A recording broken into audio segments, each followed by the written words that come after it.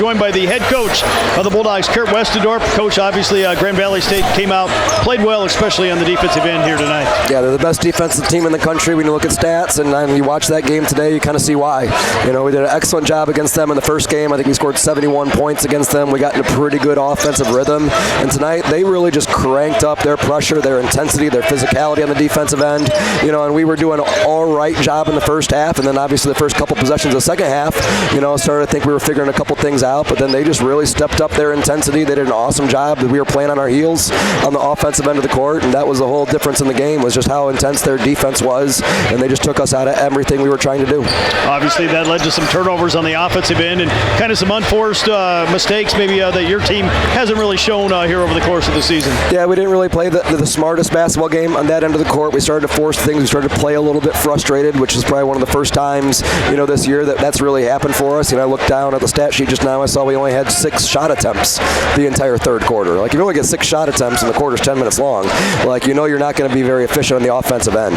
So we got to do a little better job of coaching them up and get them into some better things. You know, when we got them into a couple decent looks and a couple really good things, those were the times that we just weren't knocking the shot down to keep that momentum going. Because we started the second half off, I felt like with a lot of energy. We were really ready to go. We cut that lead down to, I don't know what it exactly got cut down to, but it was a nice start to that second half.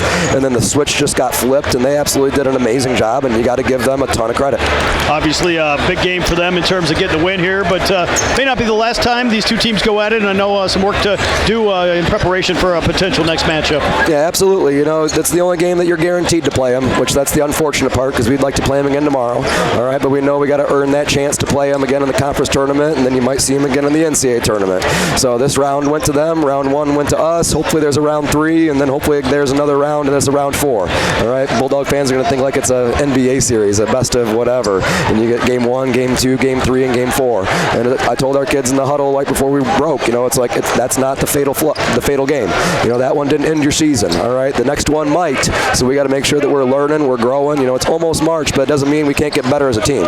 So we got to see a lot of areas that we can be improving on and really shore it up. And hopefully it'll be a rallying cry, and we can come back on Saturday, play a much better basketball game, you know, and then hit that stretch run and earn a good seed. Well, Coach, thanks for the time, and we'll catch up with you again on Saturday. All right, Rob, thank you so much.